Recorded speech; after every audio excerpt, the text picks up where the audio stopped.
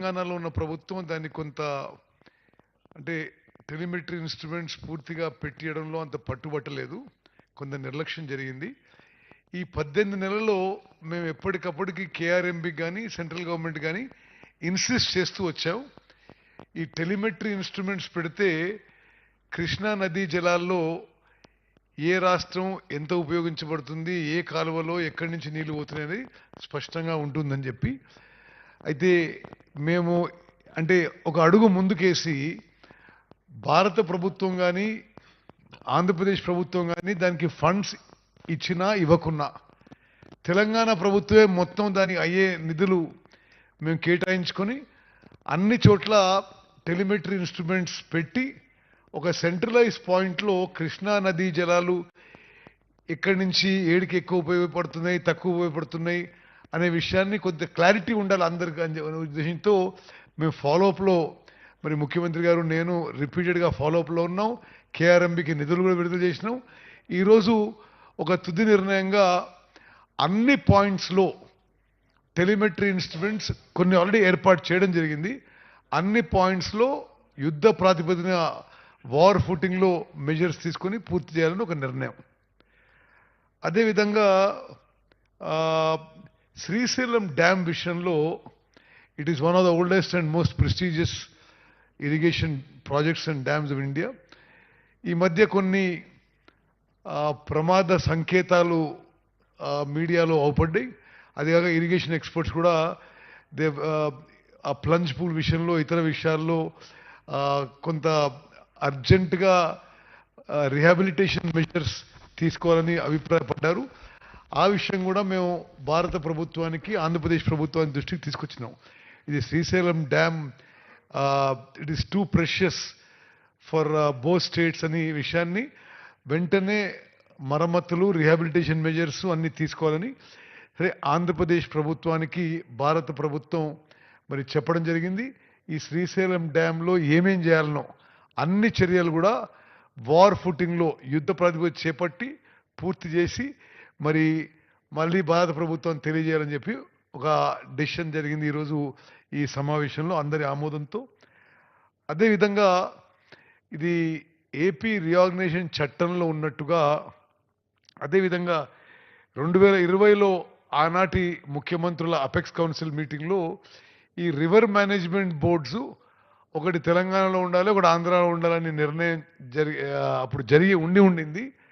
ఆ గతంలో జరిగిన నిర్ణయానికి అనుగుణంగానే మరి గోదావరి మేనేజ్మెంట్ బోర్డు హైదరాబాద్లో, కేఆర్ఎంబి ఆంధ్రలో లొకేట్ చేయడానికి కూడా ఈరోజు నిర్ణయం చేయడం జరిగింది.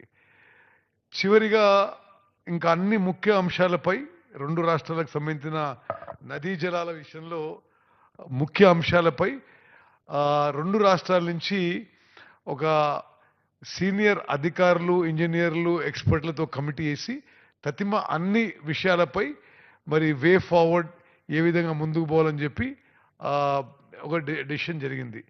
So mainly on this 4 issues there was a decision today. One, that Krishna river water's usage has been a bone of contention between Andhra and Telangana for a long time. Who is using more water, less water, which canal, which reservoir, which ayakat, etc.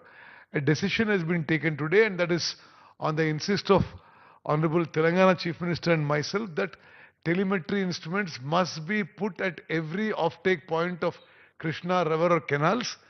That some instruments have been put, but to complete the whole thing, and we said that we would give you funds immediately to Krishna River Management Board to do that exercise of putting telemetry measuring instruments at various points of the Krishna River.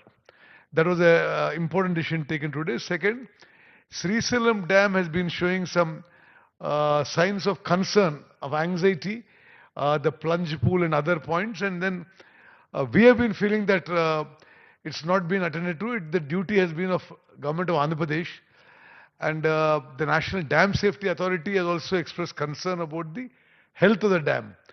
So it was decided today, the Government of India has given directions to the Government of Andhra Pradesh that Srisailam Dam will come under them for the purpose of maintenance, and immediately on the most urgent basis, whatever needs to be done, whether it is a plunge pool, other parts of the dam that need urgent work, will be done immediately.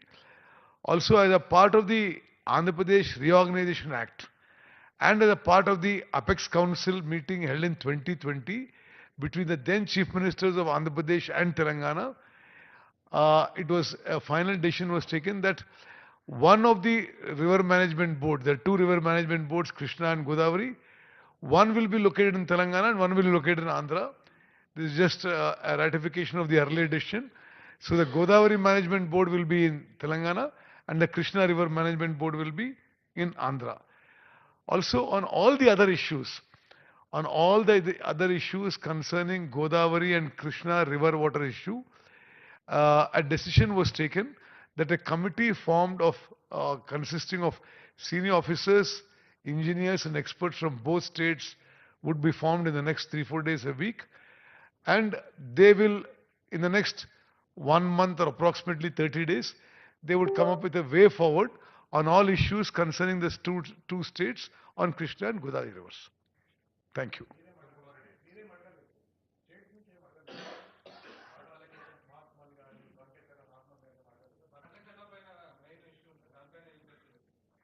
I told you what decisions were taken. I think it covers everything.